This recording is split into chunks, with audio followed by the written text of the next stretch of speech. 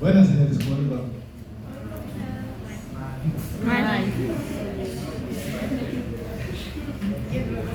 Los noto menos animosos que hace. ¿Por qué será? ¿Qué les pasó en este proyecto? ¿Qué no pasó? Ni idea. No sé, alguna suerte de mala noticia.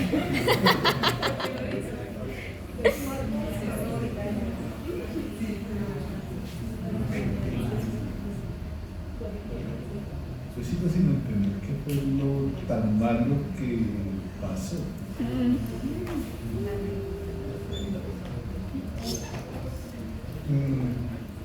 Hágase. Por ejemplo, uno de los detalles que noté con mucho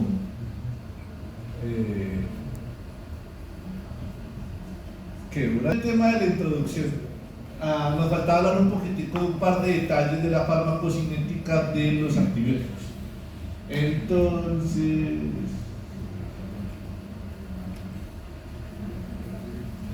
en principio recuerdan ustedes ese tipo de gráficas que vieron con García que hicieron ustedes también en el taller de farmacocinética, en el que tenemos estas gráficas de concentración del fármaco en función del tiempo con dosis repetidas.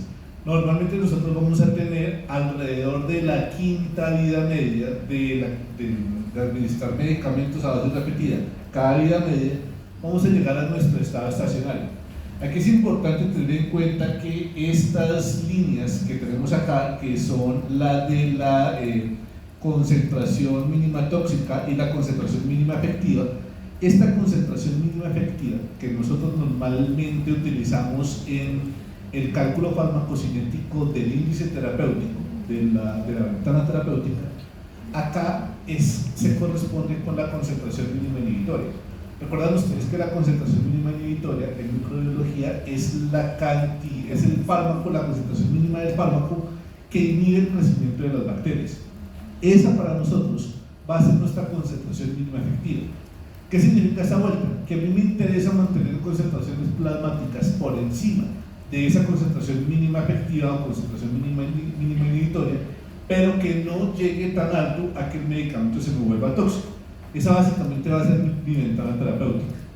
Nosotros hablamos de medicamentos que son tiempo dependientes, como en el caso de los betalactámicos, macrólidos, de las glicosamidas y de las oxazonidironas, como aquellos medicamentos que a mí me interesa mantener la concentración plasmática del medicamento en esta ventana terapéutica, es decir, mantener la concentración del fármaco en sangre por encima de la concentración mínima inhibitoria por largos periodos.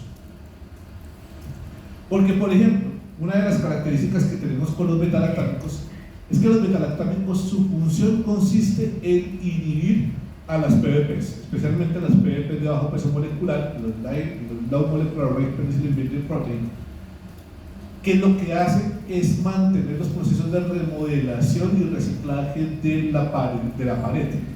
Esto básicamente lo que significa es que mientras la bacteria tenga contacto con el betalactámico, la bacteria no va a seguir remodelando su pared y esa pared se va a terminar dañando. ¿Va? Pero ¿cuál es el problema? Que eso no sucede de una.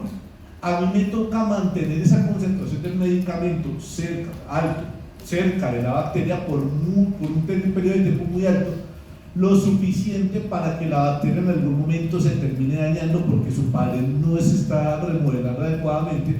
Esa pared se termina rompiendo y la bacteria por ese lado se estalla y se desparrama. Pero yo necesito que eso suceda durante mucho tiempo. Por eso, en este tipo de antibióticos, uno de los factores más importantes es el tiempo que mantiene el fármaco por encima de esa concentración inhibitoria mínima. Además, recuerden que en la medida en la que yo no mantenga esa concentración plasmática por mucho tiempo, si en algún momento, digamos, yo las bacterias las debería haber matado en 5 días, por decir algo. Al cuarto día yo he matado el 99% de las bacterias, solamente me queda el 1%. Pero recuerde que ese 1% de bacterias que me quedan es el 1% de las bacterias más resistentes, las más fuertes. Al final, las que se mueren al principio son las más bobitas de todas, pero son las que se mantienen hasta el final, las bacterias que son más fuertes. Y si yo en ese momento, cuando ya he matado el 99% de las bacterias y solamente me queda un 1%, y en ese momento suspendo el antibiótico, pues las que van a comenzar a replicarse va a ser justamente ese grupo de bacterias resistentes. Ese es un detalle interesante, importante, de lo que me va a pasar con este tipo de antibióticos. Mientras yo sea juicioso con el uso del antibiótico cada día media y mantenga concentraciones plasmáticas por encima de la concentración inhibitoria mínima, pues maravilloso. El problema es que si en algún momento a mí se me olvida tomarme una dosis, en este caso se me olvidó tomarse una dosis, fíjense que la concentración plasmática del medicamento bajó por debajo de la concentración mínima inhibitoria, y en ese momento pues van a comenzar a replicarse las bacterias. ¿Pero cuáles bacterias? Las bacterias resistentes. Entonces uno de los problemas que vamos a tener con los medicamentos tiempo dependientes es que uno debe ser rigurosísimo, casi que religioso, con la posología, con las indicaciones de cada cada cuánto se debe tomar el antibiótico, cada cuánto y por cuánto tiempo se debe tomar el antibiótico. O sea, si el medicamento es para tomarse cada 6 horas, es para tomarse obligatoriamente cada 6 horas. Y aquí la falta de una dosis es peligrosísima. No es como en el caso de la levotiroxina, que me falta una dosis y se me olvidó una dosis, pues mañana me tomo 2. No es como los anticonceptivos, que si hoy se me olvidó tomar una dosis, pues baila, ya este mes ya no hay, no se le garantiza la efectividad del medicamento y me toca volver a utilizar condón. Bueno, siempre había utilizado condón, pero pues acá el problema es que yo voy a seleccionar cepas resistentes. Y una cosa es que yo haga una sepsis por un Staphylococcus aureus wild type, y otra cosa es que yo haga una sepsis por un Staphylococcus aureus que sea resistente a absolutamente todo. El otro grupo de medicamentos es el grupo de medicamentos que son concentración dependiente. Dentro del grupo de medicamentos concentración dependiente vamos a tener a los aminoglucósidos y las quinolonas. Y este tipo de medicamentos básicamente se caracterizan porque yo necesito hacer un pico de concentración muy alto por encima de la MIC y ya después el medicamento puede desaparecer. Vamos a ver que eso es una característica propia del mecanismo de acción. Acá no me toca mantener un largo el medicamento durante mucho tiempo por encima de la concentración inhibitoria mínima. Simplemente con que yo haga un pico y desaparezca es más que suficiente. De hecho, por ejemplo, y veremos que la gentamicina tiene una vida media de cerca de 2 horas y aún así lo administro cada 24 horas. A pesar de tener una vida media tan cortita, lo administro una vez al día. Pero es porque es un medicamento concentración dependiente. Me interesa darle una concentración muy alta, eso sí, que la concentración suba muchísimo y después desaparezca.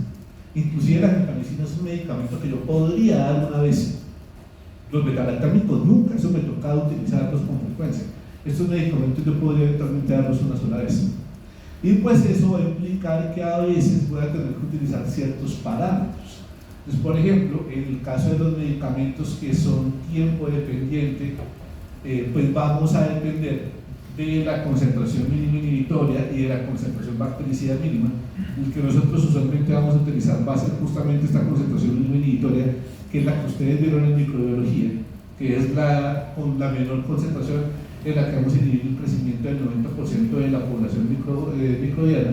Y en el caso de los bactericidas, pues va a depender de medicamentos que tengan esta capacidad, va a ser la menor concentración en la que no solamente se evite la suspensión del crecimiento de las bacterias, sino que además haga la destrucción del organismo.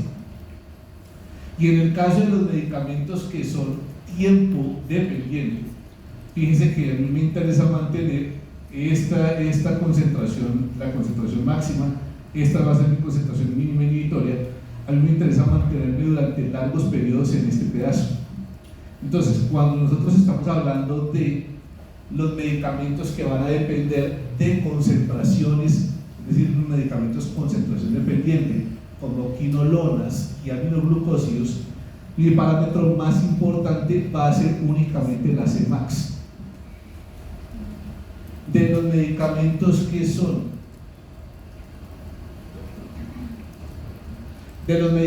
que son tiempo dependiente, a mí no me interesa la Cmax, a mí me interesa es cuánto tiempo de esta cosa acá cuánto tiempo está el medicamento por encima de la concentración mínima inhibitoria.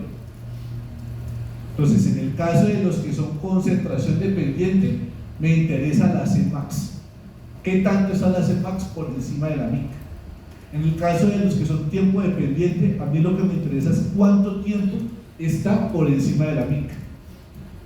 Y hay un grupo particular de antibióticos que van a depender de ambos factores, del tiempo que permanece por encima de la MIC y de la concentración que permanece por encima de la MIC. Toda vez que esa concentración no tiene que ser lo suficientemente alta para estar por encima de la MIC, pero no muy alta porque entonces ya se vuelve tóxico. Y es lo que me va a pasar con los medicamentos que dependen del área bajo la curva. Este caso particularmente es muy importante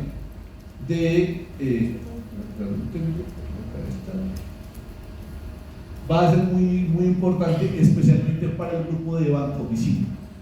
Vancomicina va a ser un medicamento que depende muchísimo tanto de la concentración máxima que alcanza, que debe ser mayor a la MIC, pero no tan alta para volverse tóxico, y el tiempo que permanece por encima de la MIC.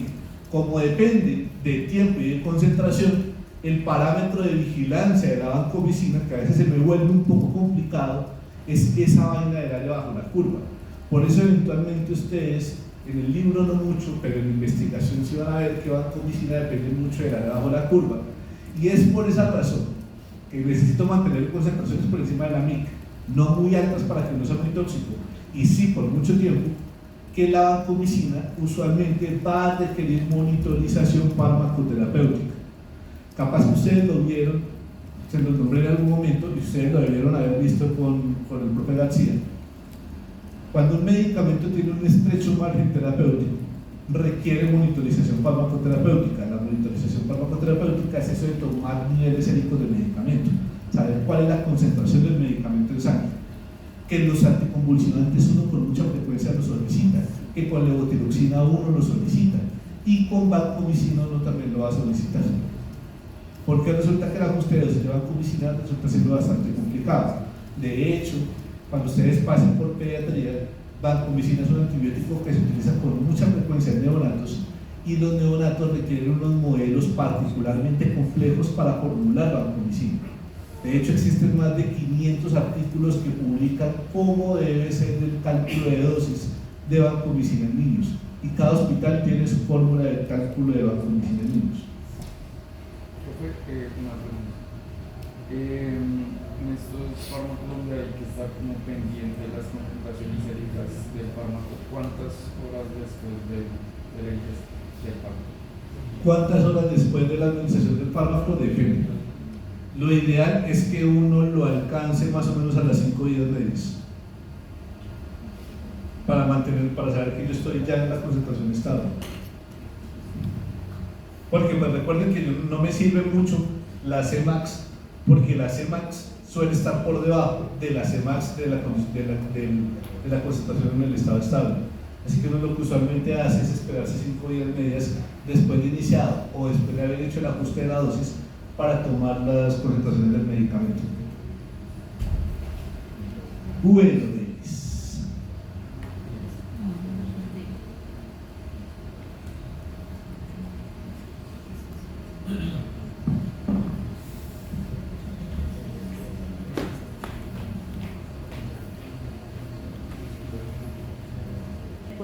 ya con la filosofía de fondo,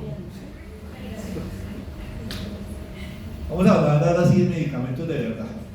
¿Por qué se me complica un poquitico esta vuelta? Pues no solamente porque tiene que integrarlo, sino porque aquí vamos a ver más o menos 40 moléculas en este mecanismo de acción y otro tanto con las demás. Entonces por eso va a requerir un poquito de memoria de su parte, pero pues no es imposible, todo lo hemos hecho. ¿Se acuerdan cuando ustedes decidieron estudiar medicina y les dijeron que eso es muy difícil? ¿Cuál es eso? Entonces, vamos a comenzar con nuestro primer mecanismo de acción: inhibir la síntesis de la pared. Acá vamos a tener al grupo de las penicilinas, probablemente sea uno de los grupos de medicamentos que más vidas se hayan salvado en toda la historia de la humanidad. Aquí hablaremos de un grupo de medicamentos grandes, 3 grupos de medicamentos que son beta-lactámicos, las cefalosporinas y los carbapenémicos. Dentro de los betalactámicos, pues vamos a tener al grupo de penicilinas, penicilina G cristalina, penicilina G procaínica, penicilina G benzatínica, penicilina isoxazolilpenicilinas, la penicilina feroximetilato, la oxacilina, cloxacilina, dicloxacilina, meticilina, nafcilina, amoxicilina, ampicilina, con sus mezclas por inhibidor de beta-lactamasa como amoxicilina clavulanato, ácido clavulánico y ampicilina sulbactam, y las ureidopenicilinas y carbenicilinas, carbenicilinas donde tenemos carboxipenicilinas, donde tenemos carbenicilina, ticalcilina, y ureidopenicilinas donde tenemos apiperacilina, mesdoxilina y asdocilina. Y eso es apenas el primer grupo, que es el de los betalactámicos. De cefalosporinas, tenemos un ciclo de cefalosporinas, 5 generaciones de cefalosporinas, y carbaperémicos, esos sí son solamente 5 medicamentos. Eso está fácil. Entonces, pues, es harto. Lo que ya les había comentado de Fleming, no nos centraremos en ese detallito porque ya todo eso lo hablamos, el tipo importante. Hablemos de qué fue lo que descubrió Fleming. Entonces, esta es la molécula de la penicilina. De esta molécula de la penicilina, lo que es importante para nosotros es esta cosa cuadrada que tenemos acá. Esta cosa cuadrada que tiene un grupo carboxilo por un lado y tiene este grupo nitrógeno por el otro, es lo que nosotros vamos a llamar el anillo betalactámico. Todo lo demás, eso es lo que me explica el mecanismo de acción. Todo lo demás son pendejaditas que se le hacen cambios para que el medicamento modifique tanto su espectro como su perfil de seguridad y su farmacocinética. Estas eran las penicilinas originales, estas eran las penicilinas originales. Fíjense cómo en un principio, estas propagandas que usted podía curar su gonorrea en tan solo 4 horas. Hoy en día, pues ya no, porque la gonorrea hace cargadas con la penicilina, nos toca utilizar otras opciones, pero pues en los años 40 sí que era una buena opción. Y pues este es nuestro anillo betalactámico, el responsable del mecanismo de acción, que es la cosa cuadrada. Y ya les voy a explicar por qué esa vaina tiene una razón de ser, esa estructura química. Entonces, vamos a tener unas clasificaciones ahí que en realidad no vamos a utilizar. Las penicilinas que son naturales, que son las que se obtienen a partir de los cultivos de penicilio, y las semisintéticas, que son algunas de las que vamos a utilizar actualmente, casi todas las que no son propiamente la penicilina, que son básicamente las modificaciones de la penicilina tradicional, se le hacen modificaciones para que cambie su espectro y sus características físico-químicas que van a explicar cambios en su farmacocinética. Son medicamentos que también, dada su antigüedad y como eran medicamentos de origen biológico y que puedan tener distintos pesos, y vamos a utilizar como medidas de dosaje de la dosis que vamos a dar unidades de efectividad, que son las unidades internacionales. Así como ustedes recuerdan de las unidades internacionales de Parina, que era la cantidad de parina necesaria para evitar la coagulación en 1 centímetro cúbico de sangre de ovejas tratada después de haberle aplicado 1 mililitro de cloruro de calcio 0.1%, que es lo que define una unidad internacional de parina. O la de la insulina, que es la cantidad de insulina necesaria para disminuir la glucemia de un conejo en ayunas a 45 miligramos sobre decilitro, que es la definición de una unidad internacional de insulina. Acá pues no tenemos unas unidades de efectividad tan marcadas porque al final son de evitar el crecimiento de las bacterias, pero pues que sí, en principio, una unidad internacional de penicilina de penicilina cristalina va a pesar 0.6 microgramos. Esto usualmente va a venir en esta presentación, que son presentaciones de 1 millón de unidades internacionales, que eso más o menos va a equivaler a los 600 miligramos de penicilina cristalina. Y pues vamos a tener otras versiones que son las penicilinas sódica y potásica, que eventualmente pueden pesar un poquito distinto. Pero en lo que respecta a esas penicilinas naturales, las originales, vamos a hablar en unidades internacionales, usualmente en millones de unidades internacionales, que son las penicilinas originales, esa penicilina G cristalina y la penicilina G procaínica y penicilina G benzatínica. En cuanto a su mecanismo de acción, que ya habíamos nombrado algo, acá tenemos una membrana, esta membrana, en la parte de afuera vamos a sintetizar la pared celular. Esta es la pared celular que ya dijimos que estaba hecha de peptidoglucano. Ese peptidoglucano va a estar hecho de dos carbohidratos, L-N-acetilglucosamina y L-N-acetilmurámico, y una parte peptídica que tiene 5 aminoácidos. Les había dicho hace 3 horas que de esto lo más importante son estos últimos dos, las últimas dos péptidos, que son los últimos dos aminoácidos, que son 2-D-alaninas. En la síntesis de la pared celular, el primer paso consiste en formar enlaces glucosídicos. Estos enlaces glucosídicos lo va a hacer esta enzima, que es la glucosiltransferasa. Básicamente lo que hace esto es que me va pegando los carbohidratos, las glucosas, la L-glucosamina con el N-acetilmurámico, por medio de un enlace glucosídico. Una vez que se forman estos enlaces glucosídicos, el siguiente proceso consiste en pegar la parte peptídica. La formación de los enlaces peptídicos va a depender de la enzima transpeptidasa, que recuerden que es una función, una parte de la PBP, de la Penicillin Binding Protein, que es la que me va a formar estos enlaces cruzados. Y básicamente lo que va a hacer esta enzima son dos cosas. Lo primero es que va a reconocer a los últimos 2-D-alaninas del peptidoglucano, reconoce a las 2-D-alaninas. Una vez que las reconoce, hidroliza el enlace de las 2-D-alaninas, eso me suelta al último aminoácido de alanina, y una vez que lo suelta, va a formar los enlaces peptídicos. Entonces va a coger la penúltima de alanina y lo va a pegar con la L-lisina, que vamos a tener ahí, la lisina, y esto me va a formar este enlace peptídico, que van a ser los cross-link con los enlaces cruzados, a partir de los cuales se va a tejer, por así decirlo, el peptidoglucano en la pared. Es esta enzima, la transpeptidasa, la que nosotros vamos a bloquear con los beta-lactámicos. Y ese efecto pues va a depender mucho de si lo que yo tengo es una bacteria gram positiva o una bacteria gram negativa. Recuerden ustedes que las bacterias gram positivas tienen una única membrana, una gran pared celular, una gran pared bacteriana que es extracelular. En el caso de las bacterias gram negativas, vamos a tener dos membranas, membrana externa, membrana interna, y en la mitad de las dos membranas, en el espacio periplasmático, es donde vamos a tener a la pared. En el caso de las bacterias gram positivas, si se dan cuenta, pues acá es donde tenemos la pared, el antibiótico simplemente llega, no tiene que atravesar ninguna membrana, y acá es donde va a bloquear a la transpeptidasa. En el caso de las bacterias gram negativas, la transpeptidasa está acá, en el espacio periplasmático, por lo que eso obliga que el antibiótico tiene que atravesar al menos la membrana externa. Eso hace que las bacterias gram positivas sean intrínsecamente más sensibles al efecto inhibitorio de los beta-lactámicos.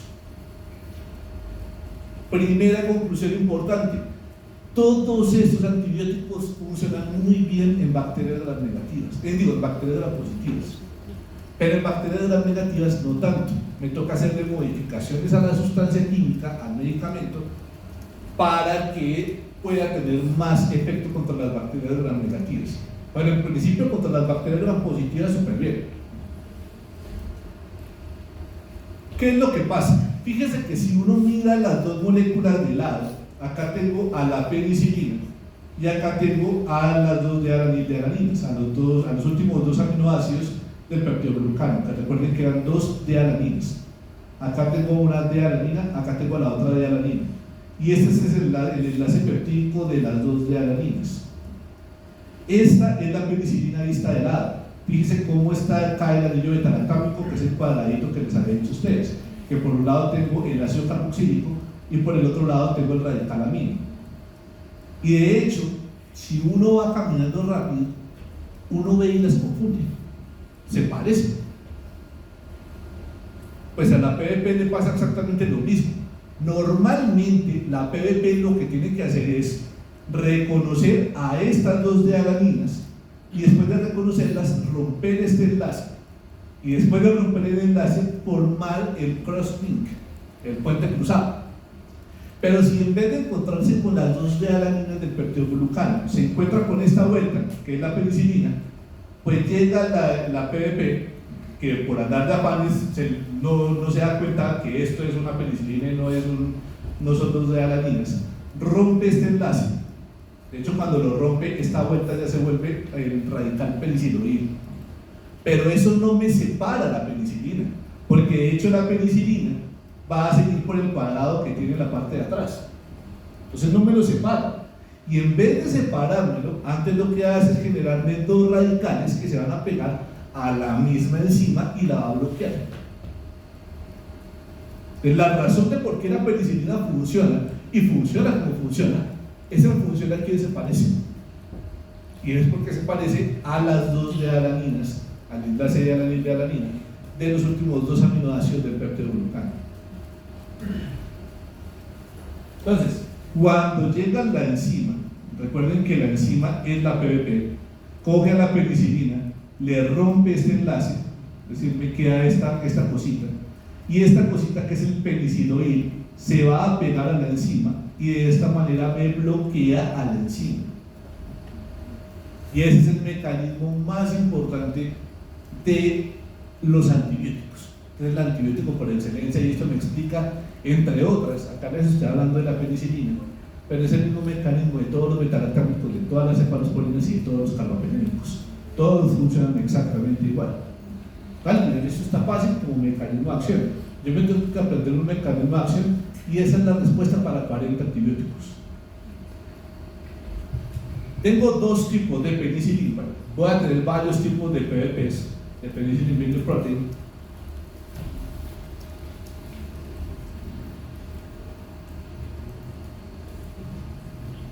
En principio todas las bacterias suelen tener de las dos, las de alto peso molecular, la high molecular weight penicillin binding protein, y las de bajo peso molecular, las low molecular weight penicillin binding proteins. Las de alto peso molecular suelen ser intrínsecamente resistentes al efecto inhibitorio de los betalactámicos y es el que se va a encargar de la formación de pared nueva. En cambio, las de bajo peso molecular, que suelen ser más sensibles al efecto de los betalactámicos, son los que se van a encargar de mantenimiento, remodelación y reciclaje del peptidoglucano. Las bacterias suelen tener de los dos, pero es las de bajo peso molecular las que son más afectadas por el antibiótico.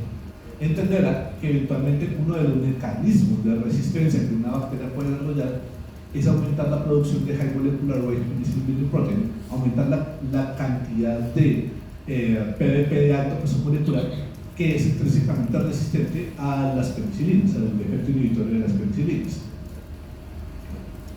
Al final, lo que va a hacer la PDP es fíjense que hay entre sus subdominios alfa beta y el subdominio todo alfa, vamos a tener una serie de residuos de serina, que es en donde se va a pegar el enlace de alanina y alanina y donde se van a formar los enlaces cruzados. Es justamente en este pedazo, en estas serinas, que se tienen que asilar para ser activadas, en donde va a funcionar mi penicilina. Mi penicilina se va a pegar a las serinas y eso hace que estas serinas ya no se puedan asilar. Y si no se pueden asilar, esta enzima ya no puede ser activada. Y por lo tanto, la penicilina va a quedar así bloqueada para toda la vida, en principio. El mecanismo de acción es sencillo. Lo que se me comienza a complicar un poquitico van a ser los mecanismos de la resistencia. Es con la resistencia donde comenzamos a tener muchos problemas, donde suelen estar las preguntas difíciles de los exámenes. Porque por mecanismo de acción es una bobada. Entonces, mecanismos de resistencia. Una posibilidad es la incapacidad de la penetración del antibiótico, pero recuerden que esa incapacidad de la penetración no tendría por qué afectar a las bacterias gram positivas. Esto es un mecanismo típico de bacterias gram negativas. ¿Por qué no afecta a las bacterias gram positivas? Porque, insisto, la PBP en las bacterias gram positivas está por fuera de la bacteria. En cambio, las bacterias gram negativas están en el espacio periplasmático. Alterar la penetración me va a afectar es únicamente a las bacterias gram negativas. Por eso entonces vamos a tener que me va a afectar la capacidad de atravesar la membrana externa en bacterias gram negativas. Esto, por ejemplo, suele ser un mecanismo súper importante en pseudomonas. Pseudomonas, dentro de su mecanismo de resistencia para volverse una multidrogo resistente, hace que su membrana se vuelva completamente lisa. Desaparecen las porinas, es una membrana externa lisa como una bola de billar, y eso va a hacer que nada pueda entrar. y si nada entra, lo único que tengo por fuera es membrana celular, pues muy difícil la voy a lograr matar. Por eso me hace muy fácil la resistencia. Algunas bacterias me pueden hacer bombas de flujo, pero recuerden que las bombas de flujo también actuarían únicamente en bacterias gram negativas. Y esto sería, por ejemplo, el caso de algunas bacterias como Pseudomonas, como Escherichia coli o Neisseria gonorrhoeae, que me pueden producir bombas que me expulsen los beta-lactámicos. En el caso de las bacterias que me generan infecciones asociadas a dispositivos médicos, que son las que me van a producir los biofilms, como en el caso de los catéteres centrales, en el caso de las válvulas protésicas, muchas veces lo que me van a producir es también una alteración en la entrada, porque los biofilms suelen ser muy lipofílicos, suelen ser grasas. Y recuerden que este grupo de antibióticos son todos muy hidrosolubles. Entonces, el medicamento es hidrosoluble y la capa protectora que hacen las bacterias, todas se reúnen, las bacterias se reúnen y cada una pone un pedazo de plata, hacen una vaca para producir una capa de grasa, pues los medicamentos hidrosolubles ya no pueden entrar, y acá estos medicamentos son hidrosolubles. Tengo la posibilidad de producir estos dos, la producción de beta-lactamasas y la producción de PBPs de baja afinidad, como las de alto peso molecular, o algunas PBPs que son intrínsecamente resistentes al efecto inhibitorio de los beta-lactámicos, como la PBP2A. Pero hablando específicamente de las beta-lactamasas, básicamente lo que hace una beta-lactamasa es, si se dan cuenta ustedes acá, me va a romper el enlace peptídico en un sitio distinto, el enlace peptídico no, me va a romper al beta-lactámico en un sitio distinto, lo que hace que este beta-lactámico de acá ya no se pueda pegar a la PBP. Esto ya no funciona. Y este es el efecto de una beta-lactamasa. Las beta-lactamasas cogen el anillo beta-lactámico, lo rompen en un sitio distinto para que ya no funcione. Y esa producción de beta-lactamasas me va a formar esta cosa que se llama el ácido peniciloico, que es distinto al peniciloid. Este es el distinto. El peniciloid al final es el que se pega al PBP. Este ácido peniciloico ya no se pega a nada. Estas beta-lactamasas pueden tener espectro de penicilinasa, es decir, únicamente se pegan las penicilinas y me las destruye. Pueden ser cefalosporinasas, es decir, que únicamente se pegan a las cefalosporinas y me las destruyen. O pueden ser beta-lactamasas de espectro ampliado, de espectro extendido, que básicamente son beta-lactamasas que me cubren a beta-lactámicos y cefalosporinas. Acá yo tengo químicamente tres familias. Acuérdense que la familia mecanismo de acción es inhibidor de síntesis de Barrett. Dentro de esta familia mecanismo de acción yo tengo tres familias químicas: beta-lactámicos, cefalosporinas y carbapenémicos. El primero que apareció fueron los beta-lactámicos, la penicilina. Pero como les dije a ustedes, las bacterias rápidamente hicieron resistencia. Uno de los mecanismos que se desarrollaron para vencer esa resistencia fue cambiar la estructura química del anillo beta-lactámico por una estructura química un poquito distinta, aunque hace exactamente lo mismo, que se llama el anillo cefalosporínico. Claro, como las bacterias se vuelven resistentes a la penicilina, pues yo ya no les meto penicilina, sino que les meto cefalosporina y la sigo destruyendo. Pero las bacterias no son bobas, entonces las bacterias con el tiempo desarrollaron mecanismos de resistencia a las cefalosporinas. Entonces los humanos, que son un poquito menos bobos que las bacterias, dijeron: bacteria mala, tú que desarrollaste beta-lactamasas y desarrollaste cefalosporinasas, es decir, ya no puedo utilizar contigo ni beta-lactámicos ni cefalosporinas, pues yo desarrollo una molécula distinta, un pelín distinto. Ya no es el anillo beta-lactámico ni el anillo cefalosporínico, sino que ahora se llama el anillo carbapenémico. Y ese anillo carbapenémico va a ser intrínsecamente resistente a las resistencias de cefalosporinas y a las resistencias de beta-lactámicos. Entonces es como lo más top que nosotros tenemos de este mecanismo de acción para matar bacterias. Pero pues tenemos el problema que las bacterias han estado desarrollando carbapenemasas, es decir, enzimas que son capaces de destruir a los carbapenémicos. Vale aclarar que las carbapenemasas son muy pros, son geniales, Si son capaces de destruir a un carbapenémico, pues les queda facilísimo destruir a una cefalosporina y a un beta-lactámico. Intrínsecamente, las bacterias productoras de carbapenemasas van a ser resistentes a carbapenémicos, cefalosporinas y beta-lactámicos. ¿Está? Entonces, por esa razón vamos a tener estas cosas que se llaman las beta-lactamasas de espectro ampliado, que son beta-lactamasas que son capaces de inhibir el crecimiento de todos los beta-lactámicos y cefalosporinas hasta la primera generación, y las beta-lactamasas de espectro extendido, que son capaces de destruir beta-lactámicos y cefalosporinas hasta la tercera generación. Las de espectro ampliado a veces las utilizan, a veces no. Es una clasificación rara, pero las de espectro extendido sí, las leen, que son beta-lactamasas de la clasificación Ambler 2B, que ya vamos a ver. La clasificación de mierda, eso hace que las cosas se compliquen todavía más. Pero lo que les digo es que las beta-lactamasas de espectro extendido me bloquean, me destruyen beta-lactámicos y cefalosporinas hasta la tercera generación. Las de espectro ampliado, las BLEA, me incluyen beta-lactámicos y cefalosporinas hasta la primera generación. Es decir, que si yo me encuentro una bacteria que dentro de su perfil de resistencia sea resistente a todos los beta-lactámicos y a cefalosporinas de primera generación, pues yo probablemente esté hablando de una bacteria productora de BLEA, de beta-lactamasa de espectro ampliado. Si yo veo que mi bacteria me es resistente a beta-lactámicos y cefalosporinas hasta la tercera generación, yo podría decir que me estoy enfrentando a una bacteria productora de BLEA, beta-lactamasa de espectro extendido.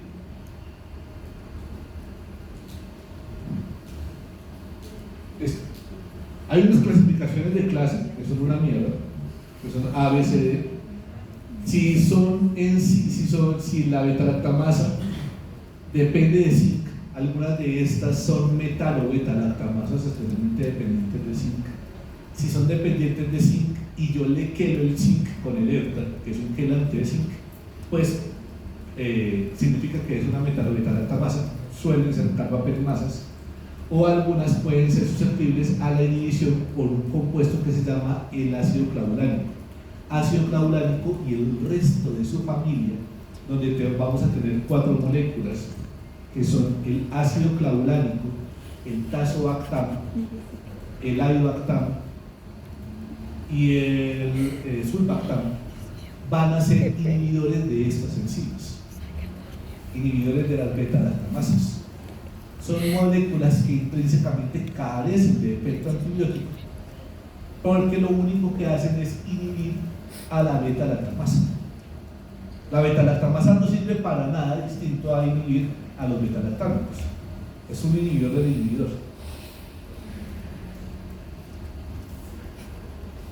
Y pues que algunas de ellas pueden ser plasmídicas o pueden ser cromosomales. Si son cromosomales, pues toda la familia, la bacteria y todas sus hijas van a tener la beta-lactamasa. Y si son plasmídicas, con que una sola de las bacterias desarrolle la beta-lactamasa, va a comenzar a pasarle el chisme a sus vecinos. Entonces, hablando de las bacterias gram-positivas, las bacterias gram-positivas pueden producir beta-lactamasa, sí, pero usualmente para ser plasmídicas y pues van a requerir concentraciones muy altas, porque es que la beta-lactamasa se sale del medio extracelular. Digamos que las beta-lactamasas no son un problema importante en las bacterias gram-positivas, excepto en Staphylococcus aureus fenotipo común, que su mecanismo de resistencia del fenotipo común de Staphylococcus aureus es la producción de penicilinasas.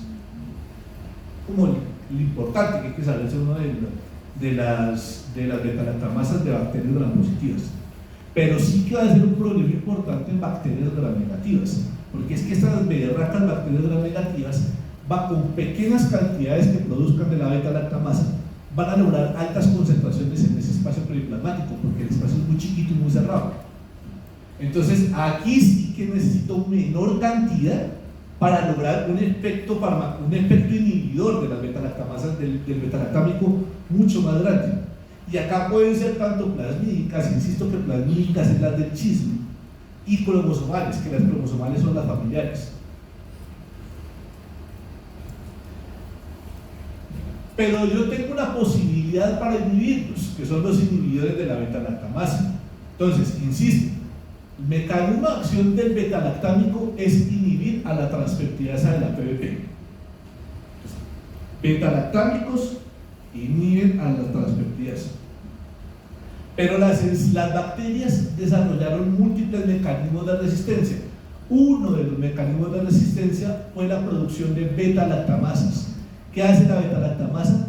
Destruye al beta-lactámico antes que tenga contacto con la PBP, formando una cosa que se llama el ácido penicilónico, que no sirve para un carajo. ¿Y los humanos qué hicieron? Como mecanismo de resistir a esa resistencia, desarrollaron unos medicamentos que son inhibidores de la beta-lactamasa.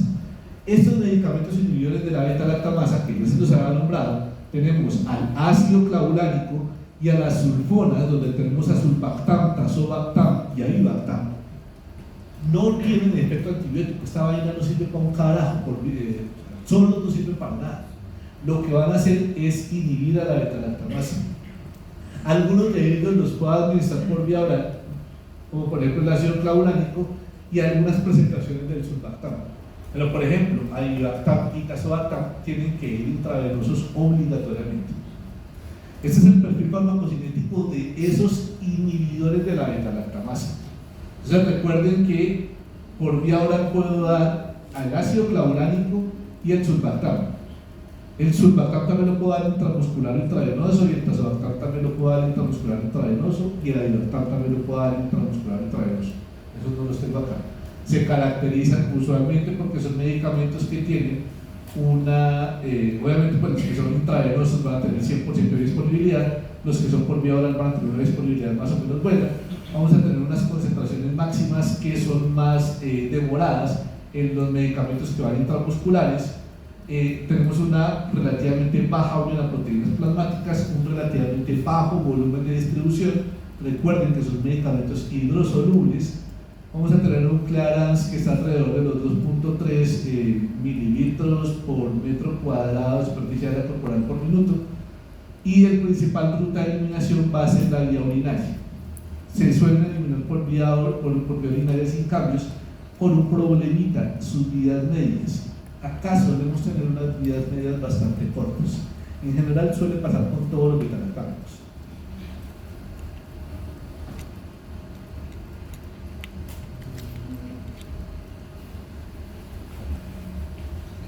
Esta tabla, que es horrible, es la tabla de la clasificación de las beta-lactamasas. Vamos a tener varias clasificaciones de beta-lactamasas, que son las clasificaciones de Bush y Jacobi y las clasificaciones de Ambler. ¿Qué me interesa de esta vaina? Son sobre todo el principio filosófico, que recuerden que es que yo puedo tener enzimas, las beta-lactamasas son enzimas.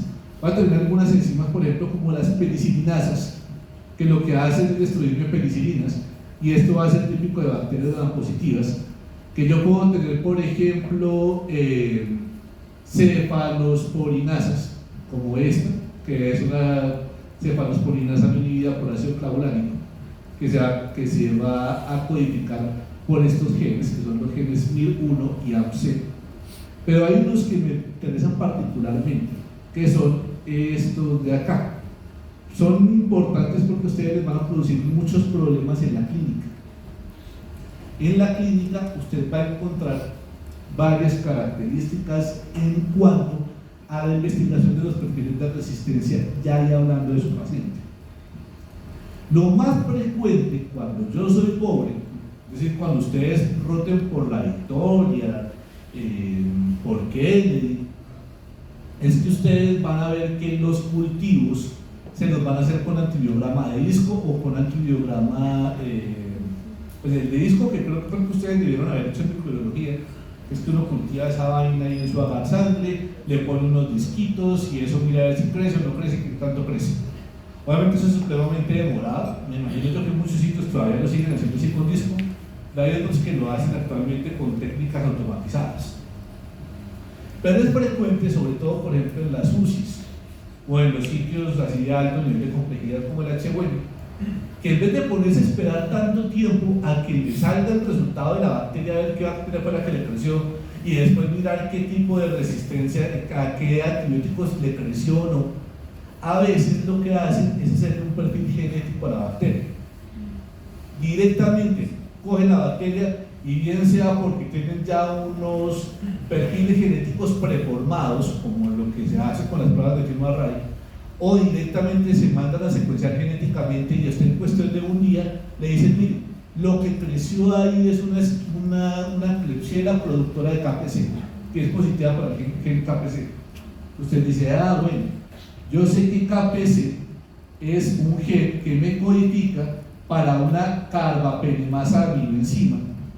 Ya les explico qué es esto de ser una aminoenzima, y que esto me va a otorgar resistencia a penicilinas, cefalosporinas y carbapenémicos. Por eso es tan peligrosa esa KPC, porque son genes típicos de Klebsiella, aunque no exclusivamente de Klebsiella, que me otorgan resistencia a todos los antibióticos. Fíjense, a penicilinas, cefalosporinas y carbapenémicos. Por lo menos me otorgan resistencia a todos los antibióticos de este mecanismo de acción. Digo esa vaina de aminoenzimas porque del grupo de las carbapenemasas yo voy a tener dos tipos importantes: las carbapenemasas que son aminoenzimas, estas, y las carbapenemasas que son metaloenzimas. Estas que son metaloenzimas son las que son bloqueadas por electro, van a depender de zinc. También me otorga resistencia a penicilinas, cefalosporinas y carbapenémicos. Esta es su propia familia de la clasificación de Bush-Jacobi. Y pues estos me van a generar ahí algunos genes de resistencia, son generados por algunos genes de resistencia, como los SRA de Bacteroides fragilis y el L1 de la Xanthomona maltophilia. Pero que no se salga raro que a veces usted puede tener algún otro bicho que pueda tener producción de L1 o de CCRA.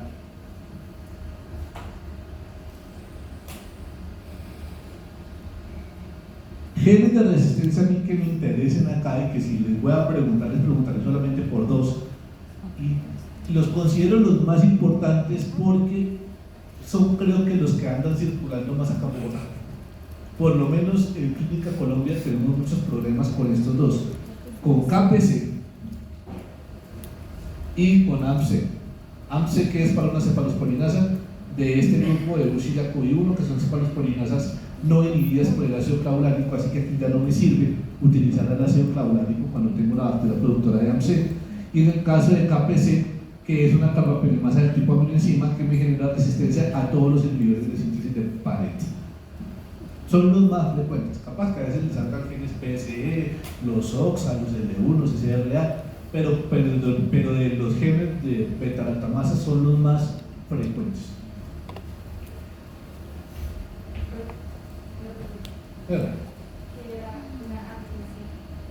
Una aminoenzima es una enzima que es completamente proteica, no depende de metales.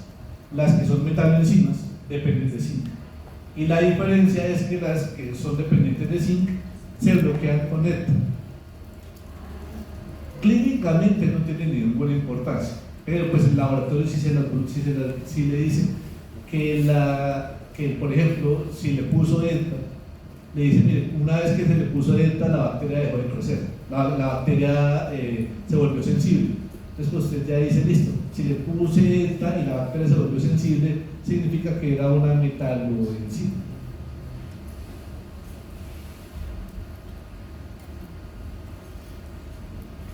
Señores, regálenme acá 2 minuticos de su apreciado tiempo. Acá vienen los nombres. Los antibióticos del grupo de las beta-lactámicos. Acuérdense que inhibidores de síntesis de Paret tienen 3 grupos químicos: beta-lactámicos, cefalosporinas y carbapenémicos.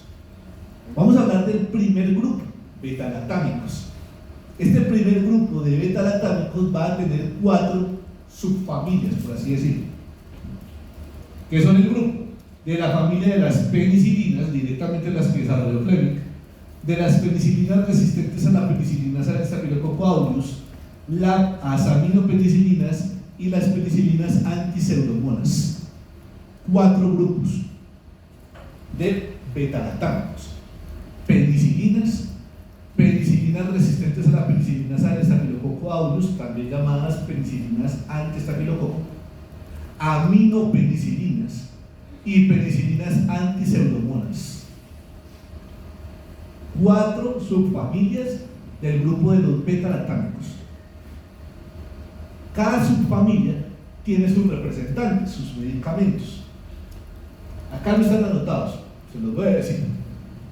Del primer grupo, del grupo de las penicilinas, tenemos a la penicilina original, a la de Fleming, que se va a llamar la penicilina G cristalina, que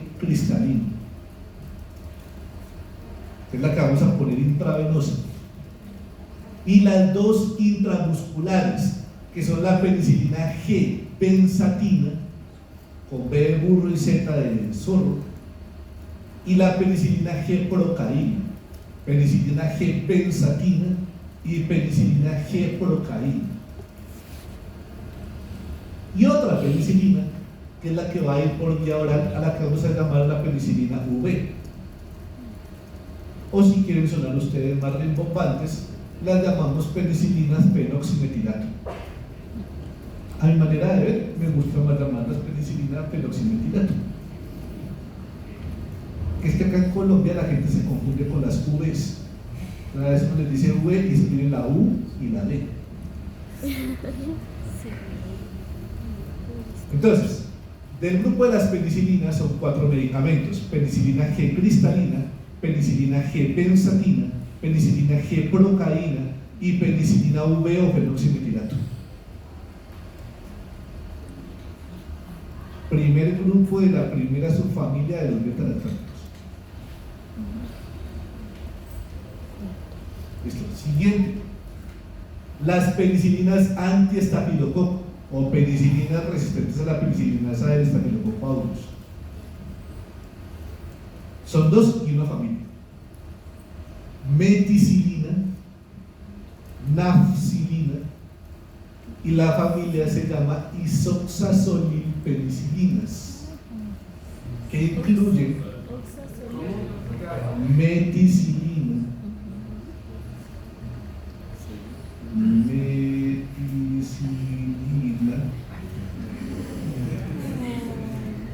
nafcilina con F de Fabiola, nafcilina, y el grupo de las isoxazolilpenicilinas. Ya les digo cuáles se llaman. Las isoxazolilpenicilinas son 3: oxacilina con X y sin H, oxacilina,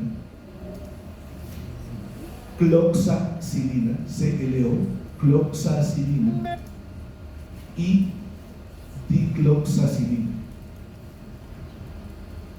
Más adelante está nombrado, pero está escrito. Entonces, penicilinas resistentes a la penicilina A del Staphylococcus aureus son 5: meticilina, nafcilina, oxacilina, cloxacilina y dicloxacilina. Estas 3 son las que se van a utilizar. Las 2 del principio no, pero meticilina es importante porque es el que va a otorgar el nombre a la resistencia a meticilina. Tercera familia, aminopenicilinas, esa está fácil: ampicilina y amoxicilina.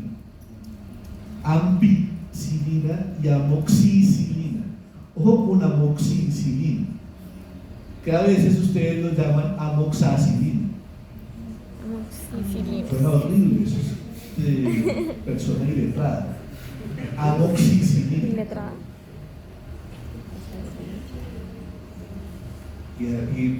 Para practicar la pronunciación de los medicamentos, no solamente sabérselo, es saber escribirlo y saber pronunciarlo. Sí me queda un poquito difícil a mí, por fuera de los seminarios, evaluar si usted pronuncia bien el medicamento, pero ya vimos que tanto en parciales escritos en computador como en parciales a mano no es tan difícil preguntar, por lo menos como lo escribo. Ahí les boto el dato. Entonces, ampicilina y amoxicilina. Está fácil. Grupo 3. Grupo 4. Penicilinas antiseudomonas. Tienen dos subfamilias. El grupo de las carboxipenicilinas, que son dos, carbenicilina y ticaxilina. ¿Sí están ahí anotados? Carboxipenicilinas son dos, carbenicilina y ticaxilina. Y el grupo de las ureidopenicilinas, que son tres. Ureidopenicilinas son tres: meslocilina, aslocilina y piperacilina.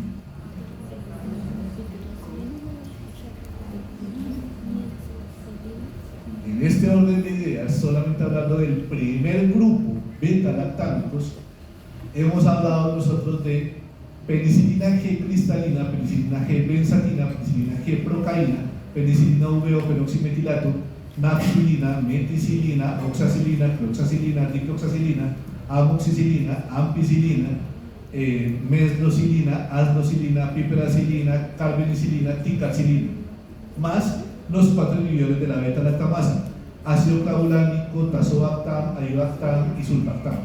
Llevamos 20 medicamentos.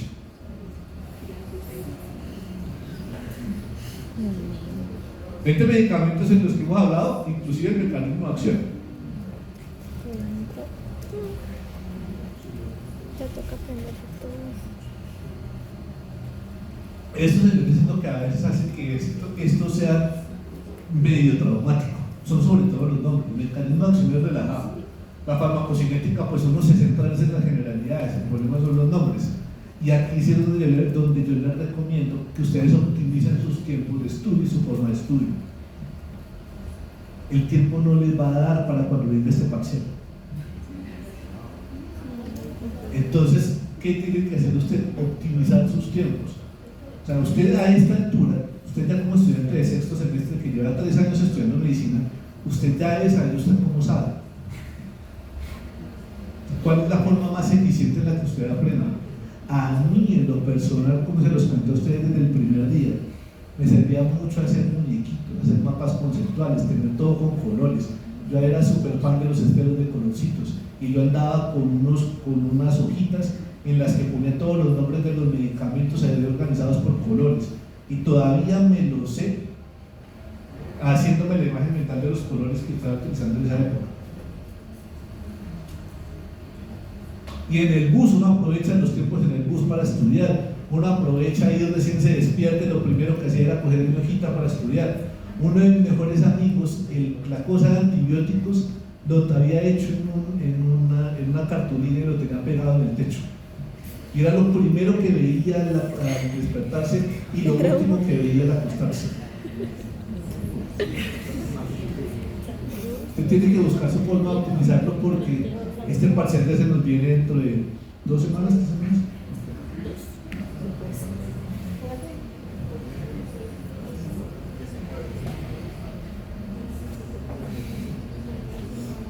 Bueno, entonces, ahora sí vamos a verlos todos un poco más a profundidad. Ya tenemos los nombres. Por algo se comienza.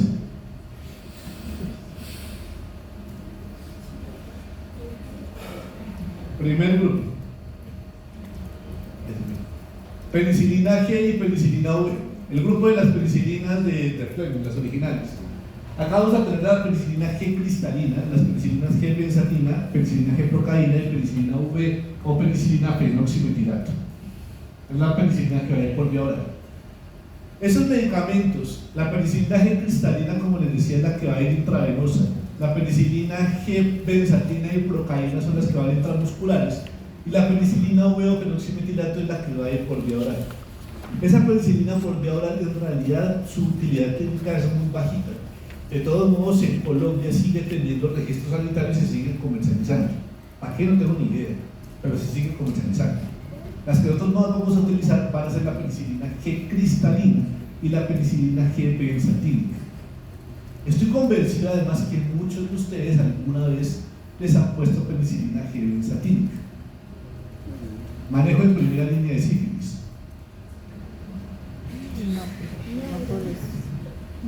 Lo chistoso es que ustedes les han puesto penicilina genexatínica y varias caras. Después dije que era para sífilis y ahí sí que qué. Hombre, al final de la vida debe haber por lo menos escrito un libro, por lo menos haber sembrado un árbol y por lo menos haber tenido una ITS. Si el sífilis es algo fácilmente controlado, más fácil de controlar con hepatitis. Probablemente los utilizaron para infecciones de las amígdalas, para faringitis o para invalidolitis. Porque tiene una gran ventaja y es que tienen un muy buen cubrimiento contra bacterias gram positivas. Son antibióticos muy buenos contra bacterias gram positivas. Y cuando nosotros tenemos amigdalitis o faringitis, que capaz que usted puede tener una faringitis por una Neisseria gonorrhoeae, puede ser una posibilidad. Lo más frecuente es que sea por un estreptococo. Y la necesidad del manejo de las infecciones por estreptococo en la garganta no es per se solamente darle el antibiótico, sino evitar las complicaciones reumáticas. Por eso cuando utilizamos antibióticos para el manejo de las faringitis, necesitamos antibióticos que logren una erradicación completa del Streptococcus pyogenes para evitar las complicaciones reumáticas de la infección. Yo lo puedo hacer con antibióticos, por supuesto que sí, con otro tipo de antibióticos orales. El problema de otros antibióticos orales, como por ejemplo utilizar amoxicilina, que sí que yo puedo utilizar amoxicilina para una faringitis bacteriana. El problema es que como son medicamentos tiempo dependiente, yo necesito mantener las concentraciones plasmáticas por encima de la MIC por largos periodos. Si usted no se toma el antibiótico completo o no se lo toma con un juicio en los orales, el problema es que al final yo voy a seleccionar cepas resistentes de estreptococo en la garganta. ¿Qué ventaja tiene la penicilina benzatínica, la intramuscular? Duele como un berraco, eso sí, pero tiene una gran ventaja: me mantiene concentraciones plasmáticas en sangre por encima de la MIC por cerca de 30 días y se mantienen altas, porque recuerden que este es un medicamento. No sé si ustedes alguna vez han preparado maicena. ¿Han preparado maicena? ¿Saben qué es la maicena? La preparan con agua caliente o con agua fría. Digo, con leche caliente o con leche fría. Con leche tibia o caliente. Se nota que ustedes no saben nada de cocina. La fécula de maíz se disuelve en leche fría y después se cocina. Porque si usted lo disuelve en leche tibia o leche caliente, esa vaina se hace masa, forma bruto. Entonces uno primero lo pone en frío, lo diluye, se va a dar cuenta que eso en frío se diluye facilito y después lo calienta. La penicilina le pasa algo parecido, yo lo puedo poner caliente, pero resulta que la penicilina viene en un vial, eso es un frasco, con un liofilizado. Un liofilizado es un medicamento en polvo. Liofilizado es como el café instantáneo, eso es un liofilizado. Entonces la penicilina viene en un liofilizado, viene en un frasquito con un polvito. Usted le mete el medicamento y esa mierda se le apelmaza como la maicena cuando usted la diluye con leche caliente. Entonces es una mamera porque usted lo diluye, se le forman esos grupos y entonces uno no le toca. Usted ve a todas las enfermeras bailando, calentando esa vaina, se lo ponen entre las tetas, le dan dando vueltas, la agita como una maraca para diluir eso, porque eso es difícil de diluir. Y eso que por lo menos este medicamento yo no puedo diluir. Los que son proteínas yo no los puedo reducir. Esto no es una proteína. Los medicamentos proteicos, como por ejemplo pasa con los anticuerpos monoclonales, con el suelo antiofídico. El suelo antiofídico es una manera, y yo sí que me volví experto en el guaviare, me tocaba al menos una vez a la semana utilizar suelo antiofídico. Y esa vaina se le forma igual, se le forma grumos, pero como es una proteína usted no lo puede reducir, porque si usted lo reduce se naturaliza la proteína. Entonces ahí sí le toca a uno estirarlo con cariñito, abrazarlo, y el problema es que una infección, un contacto grave con una serpiente, usted puede requerir hasta 20 ampollas de suero antiofídico. Entonces en mi puestico de salud éramos la enfermera, yo, la señora del aseo y la señora del restaurante, cada uno rehuyendo sus dos ampollitas de suero antiofídico sin irlo a reducir. Esto sí que lo puedo reducir. Y bueno, listo. Medio los rehuyo, los ambullo, ya tengo ahí un medicamento diluido. Y después, ¿qué problema para cargarlo en la jeringa? Porque cuando usted lo va cargando, la jeringa se va tapando. Y listo, lo cargó. Tiene el problema más grande, usted se lo va a poner al paciente y esa vaina se va precipitando y se va tapando. Entonces, es dificilísimo de poner. Yo lo digo desde mi experiencia como médico, que soy bastante torpe poniendo medicamentos, poniendo cualquier medicamento. Que muchas veces me tocó poner penicilina ya en el puestico de salud y después con todos mis amigos con sífilis. Y es que ponerse medicamento es difícil. Pero es justamente eso de lo difícil de poner y ese apelmazamiento que hace el medicamento, no debe tener algún término técnico, pero lo desconozco. Esa vaina se me apelmaza. Que cuando yo lo pongo a nivel intramuscular, eso es lo que pasa. Una vez que yo logro sortear todos esos problemas enfermeriles, de poder cargar la jeringa y ponerle el medicamento al paciente, el medicamento en el músculo del paciente, en el glúteo, se me forma, se me apelmaza y se me queda ahí un buen tiempo.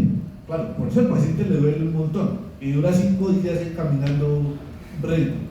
Pero eso hace que durante cerca de un mes, esa cosa apelmazada que queda en el músculo, la sangre pues comienza a absorberlo de a poquitos.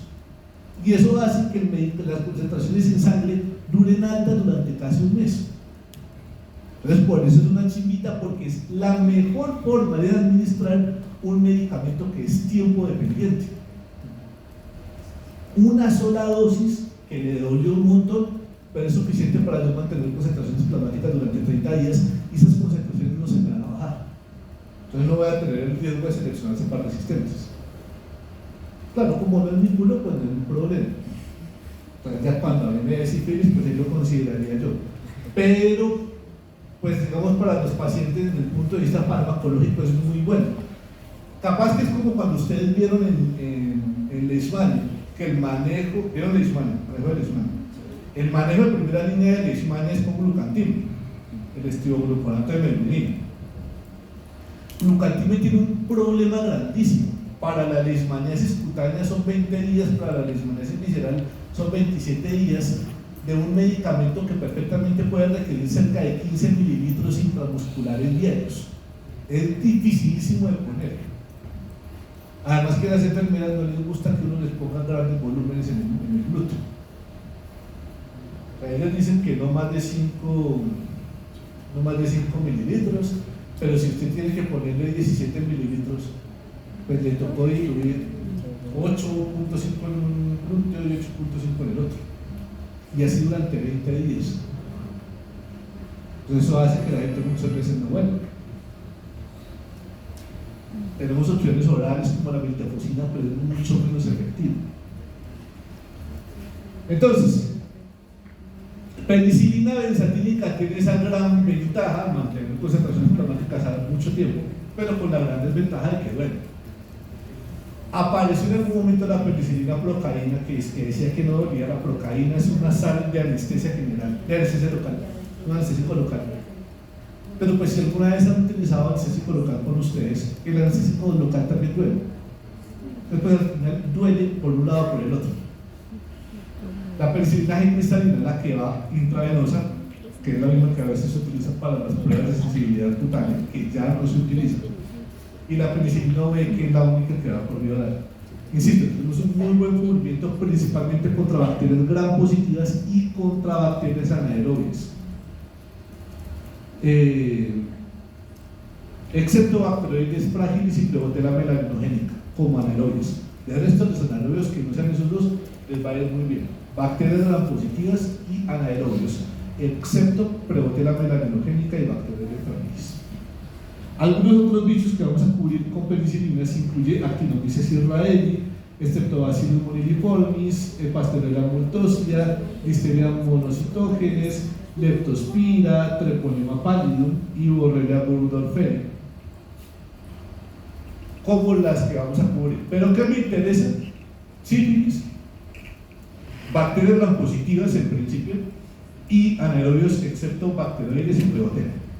Desde el punto de vista farmacocinético, es un medicamento que, si bien fácilmente se puede absorber por vía oral, el ácido lo destruye. Por eso la penicilina G cristalina no la podemos administrar por vía oral, se absorbería, pero el ácido la destruye. Lo que hace la sal de peroximetilato de la penicilina V es proteger a la penicilina para que no la destruya el ácido. Pero, pues si bien me permite dar el medicamento por vía oral, el problema que vamos a tener con estos medicamentos es una vida media tan corta. Máxime teniendo en cuenta que yo necesito mantener el medicamento mucho tiempo por encima de la MIC, una vida media tan corta es absolutamente mal. ¿Cómo hago yo para compensar esta vida media tan corta? La razón de la vida media corta es porque el medicamento se elimina muy rápido por orina, tanto por filtración glomerular como por secreción tubular. Es decir, tenemos mecanismos tanto pasivos de filtración glomerular como eliminación activa por secreción tubular. Entonces el medicamento yo lo orino rapidísimo, pero pues veré que yo lo orine rápido es completamente contraproducente, porque a mí me interesa que la concentración del medicamento dure mucho tiempo en sangre. A alguien se le ocurrió, por ejemplo, mezclarlo con Probenecid. El Probenecid me bloquea la secreción tubular de la penicilina, eso me aumenta la vida media, pero pues yo le estaré dando un medicamento extra. Otra posibilidad es que me toca administrarlo con mucha frecuencia. De hecho, el medicamento intravenoso hay que administrarlo al menos cada 4 horas. Si el paciente está hospitalizado, maravilloso. Igual a ustedes como médicos les queda fácil porque ustedes lo único que tienen que hacer es formular. Se convierte en un problema de la enfermera que le toca cada 4 horas ir a poner.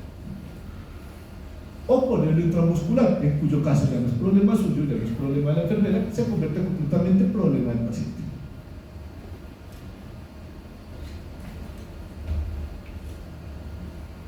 Tenemos bajos volúmenes de distribución, está alrededor de 0.36 litros por kilogramo, insisto, es un medicamento muy hidrosoluble. Tenemos unas proteínas plasmáticas, olvídelo de alta, alrededor del 60%.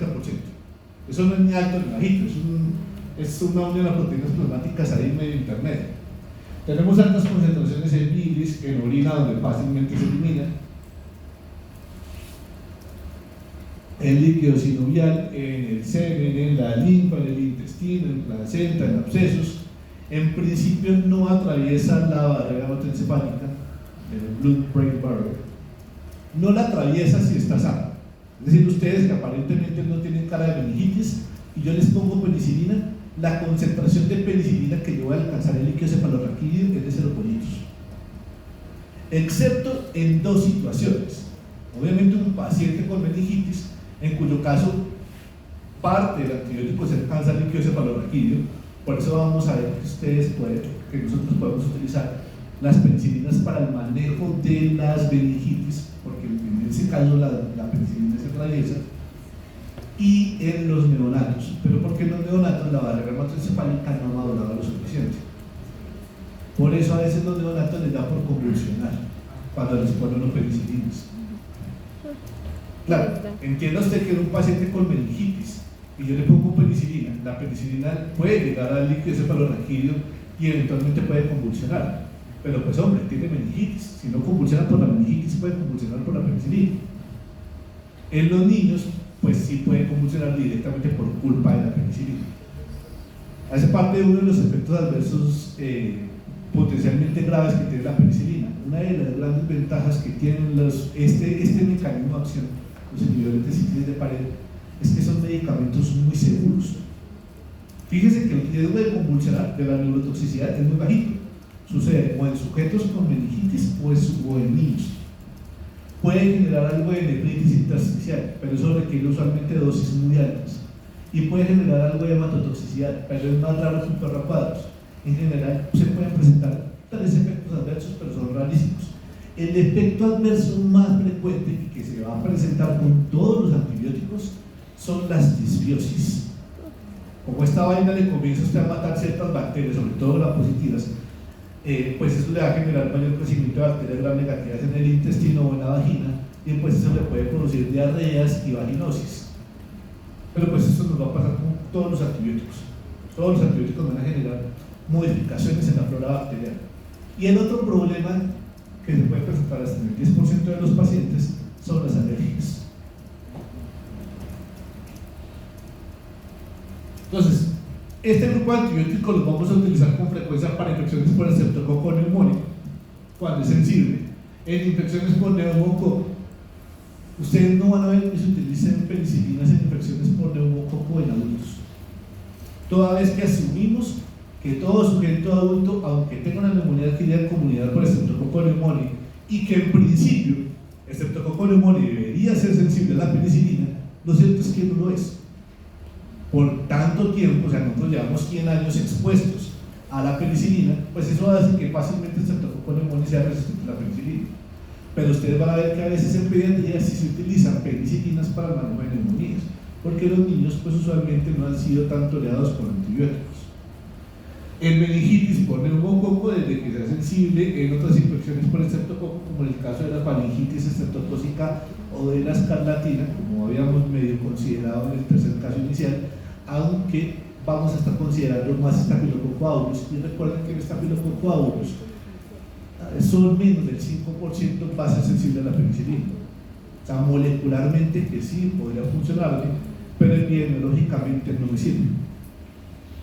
En el choque tóxico estreptocócico, en la fascitis necrotizante, en neumonías, artritis o meningitis o endocarditis por otro tipo de estreptococos, en infecciones por anaerobios, excepto que sean bacteroides fragilis o Prevotella melanogénica, en otras infecciones por meningococo, en sífilis, donde todavía sigue siendo manejo de primera línea. En el caso particular de la sífilis, hay que tener en cuenta particularmente esta vaina que se llama la reacción de Hardy-Simon, que consiste básicamente en que el paciente se empeora después de la aplicación de la penicilina. Usted tiene un paciente con sífilis, en el estadio que sea, usted le pone la penicilina y el paciente en los primeros días o semanas comienza a empeorar clínicamente, comienza a hacer escalofríos, fiebre, cefalea, dolores musculares, dolores articulares, y si tiene lesiones cutáneas suelen empeorar. Pero eso que el paciente empeora es bueno, porque cuando el paciente empeora, básicamente lo que significa es que las espiroquetas, las bacterias, están muriendo y están liberando sus toxinas, por eso el paciente se empeora. Pero pues es cuestión un poquito de estar pendiente que eso puede llegar a pasar. Que si el paciente, usted le pone penicilina por la sífilis y a los 2 días le consulta porque se siente terriblemente mal, pues usted se pone contento porque eso significa que le está funcionando. No le pasa a todo el mundo, también es importante tener en cuenta, porque es que a veces uno llega y le advierte al paciente, le dice: mire, le va a poner usted medicamento para la sífilis, es frecuente que usted en los primeros días sienta dolor de cabeza, mareo, fiebre, artralgias, mialgias, empeoramiento de las lesiones cutáneas. Y entonces el paciente se pone el medicamento y no sintió nada de eso, entonces dices que el medicamento lo pusieron mal, no me funcionó. Pero pues no necesariamente le va a pasar a todo el mundo igual. En actinomicosis, difteria, carbuncle, infecciones por Clostridium, en gingiviostomatitis por Letotrichia buccalis, en fiebre por mordedura de rata de Streptobacillus moniliformis, en la listeriosis, en la enfermedad de Lyme por Borrelia burgdorferi, en la infección por mordedura de gato por Pasteurella multosia y en profilaxis. Si se da cuenta, tenemos un chingo de posibilidades. Suele ser un medicamento que se utiliza mucho como coterapia, es decir, junto con otros antibióticos, para el manejo de las mordeduras. En las mordeduras, el problema es que tenemos muchas bacterias anaerobias. Y ojo que cuando me refiero a mordeduras, implica mordeduras de humanos, de cerdos, de perros, de gatos, de ratas y de víboras. Las bacterias, las serpientes, las culebras, los bipedios, no suelen cepillarse los dientes antes de morder a alguien. Entonces uno a veces, cuando llega el paciente con un accidente ofídico, uno lo que primero que piensa es en el suelo anteofídico, y uno pendiente del suelo anteofídico y se le olvida el leve detalle de las infecciones. Entonces después a los 2 días el paciente está con ese brazo vuelto mierda y usted creyendo que es que no le puso la suficiente dosis del suelo anteofídico, cuando mentiras es que lo que hizo fue una infección. El grupo de las penicilinas resistentes a la penicilinasa del Staphylococcus aureus es el grupo de las penicilinas resistentes de las penicilinas anti-estafilococo. Recuerden ustedes que estas son meticilina, naxilina y el grupo de las isoxazolinpenicilinas, oxacilina, cloxacilina y dicloxacilina. ¿Qué pasa con estos medicamentos acá? Pues resulta que, como les dije a ustedes, en un principio, si bien casi todo Staphylococcus aureus era pan sensible, ahorita que sea pan sensible es menos del 5% de Staphylococcus aureus. Casi todos los Staphylococcus aureus desarrollaron penicilinasas. Entonces, por allá temprano, por allá en los años 60, desarrollaron un grupo de antibióticos que fueran resistentes a la penicilinasa del Staphylococcus aureus, que son estos. Son medicamentos útiles en infecciones por bacterias gram positivas, especialmente Staphylococcus aureus, desde que no sean resistentes a meticilina. Estas son las isoxazolil penicilinas, que son las tres: oxacilina, cloxacilina y dicloxacilina. Oxacilina es la que vamos a utilizar por vía intravenosa y dicloxacilina es la que vamos a utilizar por vía oral. Y suele ser la primera línea, una de las primeras líneas para el manejo de las infecciones por Staphylococcus aureus. Oxacilina intravenoso y dicloxacilina oral. Para Staphylococcus aureus, si tengo una infección por bacterias gram negativas, no lo pensaría. Si tuviera una infección por bacterias gram negativas, en lo primero que pensaría es en esto: aminopenicilinas. Dentro del grupo de las aminopenicilinas, acuérdense que hay dos, eso está fácil: amoxicilina y ampicilina. Van a tener un muy buen, siguen siendo penicilinas, así que siguen teniendo buen cubrimiento contra bacterias gram positivas.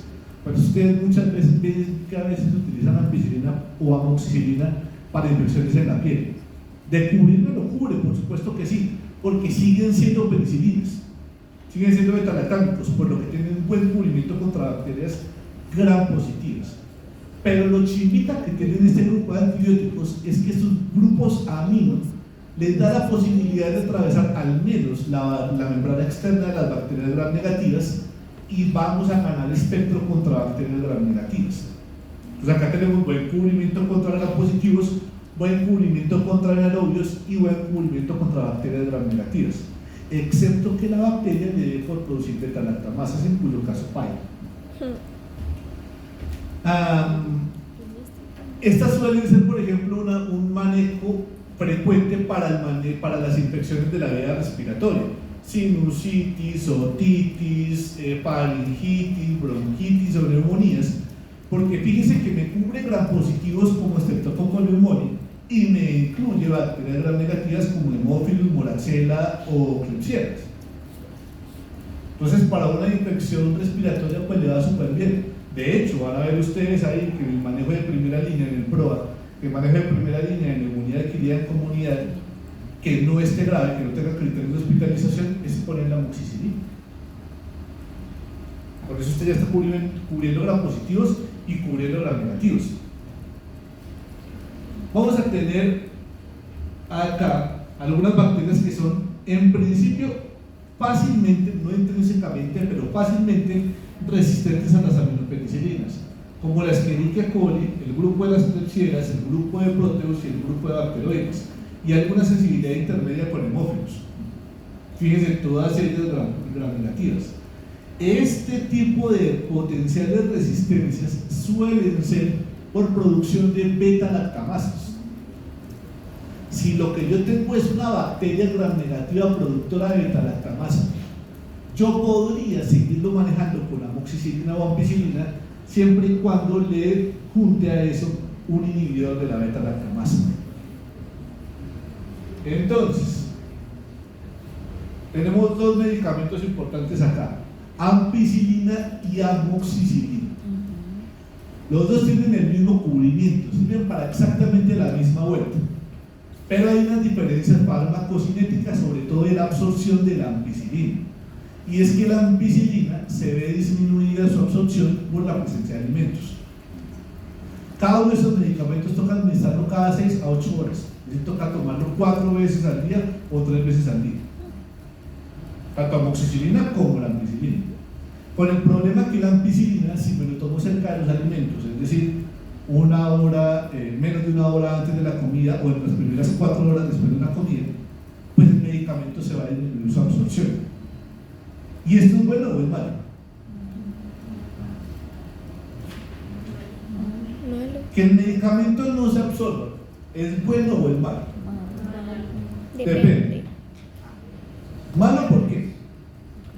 Porque no va a hacer su efecto. Pues malo pues porque no se absorbe, entonces pues vale que maricado, no todo no funciona.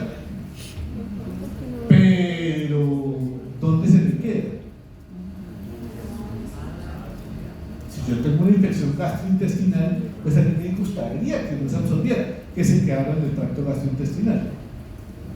De ahí que si a mí me interesa que el medicamento se absorba y que no le importe si me lo absorbe, si me lo como con alimentos o sin alimentos, yo puedo tomar amoxicilina, que no sea afectado por los alimentos. Pero si yo lo que tengo es una infección gastrointestinal, además recuerden que muchas de las infecciones gastrointestinales son por bacterias negativas como Salmonella, Shigella o Escherichia, que de las cubren las aminopenicilinas, pues ampicilina sería una de las mejores opciones. Ampicilina oral si quiero que se me quede en el intestino, amoxicilina oral si quiero que se absorba. Ahora bien,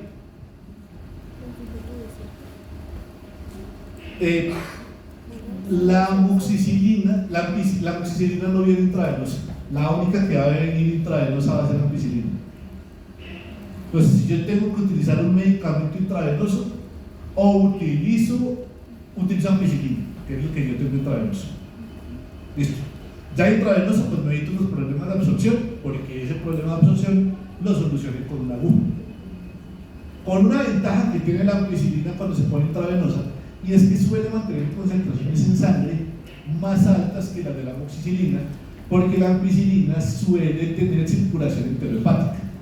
Eso significa que una vez que yo lo administre intravenoso, el hígado lo va a intentar eliminar por la vía biliar, y esa ampicilina que sale por vía biliar, el intestino vuelve y la absorbe. Entonces en sangre va a durar más. Cualquiera de los dos, ampicilina o amoxicilina, puede venir solo o en mezcla con un inhibidor de beta-lactamasa. En el caso de la amoxicilina, va a venir mezclado con ácido clavulánico, cuyo nombre comercial muy famoso es el Clavurin, que es amoxicilina con ácido clavulánico o amoxicilina clavulanato. Eso, insisto, es un medicamento oral y lo vamos a utilizar cuando yo tengo una infección por una bacteria gram negativa que considere resistente, que su mecanismo de resistencia sea una beta-lactamasa. Me puede pasar con Escherichias, con Proteus, Haemophilus o Klebsiella. Ampicilina la tengo intravenosa sola, ampicilina sola, o ampicilina de mezcla con sulbactam, que es el que vamos a utilizar, insisto, también para cuando yo tengo resistencias, pero que van a ir por vía, que tengo que administrarlo por vía intravenosa. Existe una presentación de ampicilina en mezcla con sulbactam oral. Se suele utilizar, y ustedes lo van a ver mucho en el HWM, y se les van a preguntar, estoy seguro. Cuando yo tengo un paciente, por ejemplo, con una neumonía, lo tengo hospitalizado y lo tengo con ampicilina sulbactam, ya el paciente no está grave, ya mejoraron sus parámetros, el BUN le bajó, la frecuencia respiratoria le mejoró, los gases arteriales están más chimba, ya el paciente está bien, pero todavía le falta terminar el esquema antibiótico. Hasta ahora llevamos 4 días y son 7. Entonces me tocaría hacer una de dos cosas: o dejarlo hospitalizado 3 días más innecesario, una de 3 cosas, o lo sigo manteniendo hospitalizado únicamente para ponerle el medicamento, o lo mando a PHD, los programas de hospitalización domiciliaria. No sé si el HWN lo tenga, pero existen muchas EPS que tienen servicio de hospitalización domiciliaria, que si simplemente por terminar el esquema antibiótico un paciente, pues lo sacan para la casa y más bien mandan a una enfermera con cada 6 horas o cada 8 horas o cada 12 horas a que le ponga el medicamento, o se lo cambiamos a vía oral. La ampicilina sulbactam tiene un profármaco que se llama sultamicilina, que en realidad es la ampicilina y el sulbactam los dos pegados. Cuando el paciente se lo toma, el hígado lo intenta destruir y lo divide en los dos grupos. El hígado absorbe ampicilina sulbactam y una vez que el hígado lo coge, lo parte por la mitad y lo manda a la sangre en forma de ampicilina y de sulbactam. Es una opción oral de ampicilina sulbactam.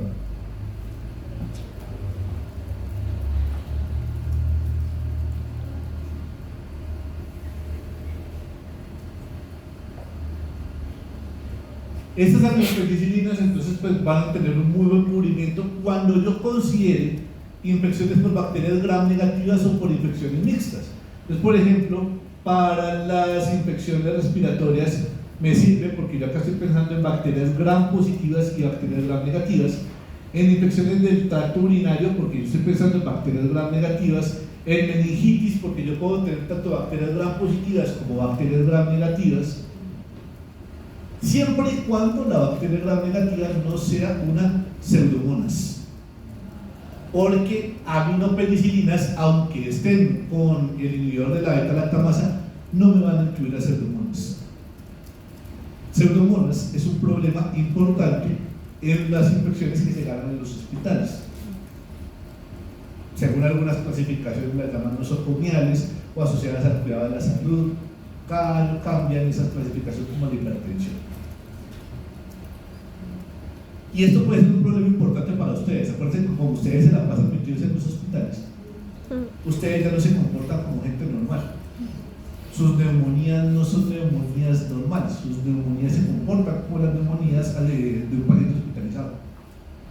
Ustedes tienen un chance más alto de morirse por las infecciones que se dan en el hospital. Entonces, si le llegara a dar una neumonía por pseudomonas, así sean unas buenas pseudomonas, vamos a tener estas opciones. Las opciones de las carboxipenicilinas, donde tenemos a carbenicilina y ticacilina, y las de las ureidopenicilinas, donde tenemos amecilocilina, acilocilina y piperacilina. Piperacilina es la que más vamos a utilizar. Piperacilina es un antibiótico mediocre. Sí. Fíjense que el espectro en general, pues si bien me cubre pseudomonas, se queda muy corto con otras bacterias. Estas no las cubre. Piperacilina solo me cubre pseudomonas, bacteroides, proteos del grupo indol positivo y enterococcus fecalis. Eso es lo que me cubre pseudomonas, piperacilina. Pero es que, hombre, sí, chimbita que yo quiero también cubrir pseudomonas, pero también me gustaría cubrir Escherichia. Y fíjense que en principio la piperacilina sola no me cubre Escherichia, ni Klebsiella, ni bacteroides del grupo Fragilis, ni Haemophilus influenzae, ni el grupo de Staphylococcus. Para ganarme ese espectro, yo lo voy a mezclar con un inhibidor de la beta-lactamasa. Por esa razón, piperacilina solo, que es mediocre, no lo consigue usted solo. Lo va a conseguir siempre en mezcla con tazobactam. No es como amoxicilina, que usted lo consigue solo o en mezcla con ácido clavulánico, o la ampicilina, que usted lo consigue solo o en mezcla con sulbactam. La piperacilina siempre va a venir en mezcla con tazobactam, que uno ya de cariño lo llama piptazo o pipetazo. Piperacilina con tazobactam va a tener un muy buen cubrimiento contra Escherichia, Klebsiella, Moraxella, Haemophilus, pseudomonas, obviamente para lo que se creó, y bacterias gram positivas, porque de todos modos sigue siendo un beta-lactámico. Tiene eliminación biliar, por lo que ustedes van a ver que a los cirujanos les encanta. No todos los medicamentos tienen altas concentraciones en la vía biliar, así que cuando el cirujano le da por manipularle la vía biliar, como por ejemplo un paciente que se le hace una colecistectomía o tenía coledocolitiasis o colangitis, piperacilina tazobactam tiene una buena concentración en vía biliar, y vamos a tener además una alta excreción renal.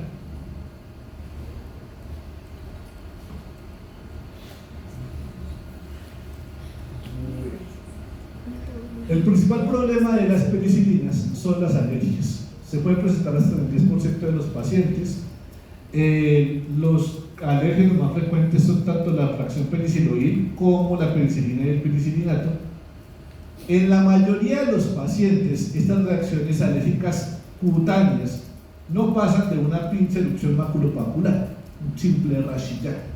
Pero eventualmente en algunos pacientes pueden ser cosas un poco más graves, como urticarias, fiebres, broncoespasmos, vasculitis, enfermedad del suero, Steven Johnson y anafilaxis. La gente a veces se muere de las alergias a la penicilina. Antiguamente, para saber si una persona era alérgica a la penicilina o no, lo que uno hacía era hacer una prueba de sensibilidad cutánea. Entonces se cogía y se le aplicaban 10.000 unidades internacionales de penicilina G cristalina subcutánea y uno veía qué le pasaba. ¿Qué pasaba? Los pacientes que eran verdaderamente alérgicos, los que hacían Steven Johnson, los que hacían enfermedad del suelo, los que hacían broncoespasmo o anafilaxia, los que son alérgicos de verdad palos, aún con esa pequeña cantidad de penicilina hacían la reacción alérgica grave. Entonces lo que dijeron fue, pues marica, si con poquito lo hacen, pues de una vez le echo mucho, pero eso sí lo tengo que vigilar. Por eso estos medicamentos ya no se deberían administrar en las droguerías. Antiguamente quienes hacían las pruebas de sensibilidad cutánea eran las droguerías, pero pues entenderá que una droguería cómo va a manejar un broncoespasmo. Entonces para eso lo que hacemos actualmente es que el medicamento se le pone en el servicio de urgencias o en un servicio de administración de medicamentos donde haya un médico que sepa manejar esto. Por fortuna, si usted se le presenta, por ejemplo, un Steven Johnson, usted lo sabe manejar. Si su paciente hace un broncoespasmo, usted lo va a saber manejar. Si su paciente hace una anafilaxia, pues usted lo sabrá manejar. Le pone adrenalina, ya conoce las dosis, le puso la adrenalina, le pone glucocorticoides, pero pues porque ustedes lo saben manejar. La gente de las droguerías normalmente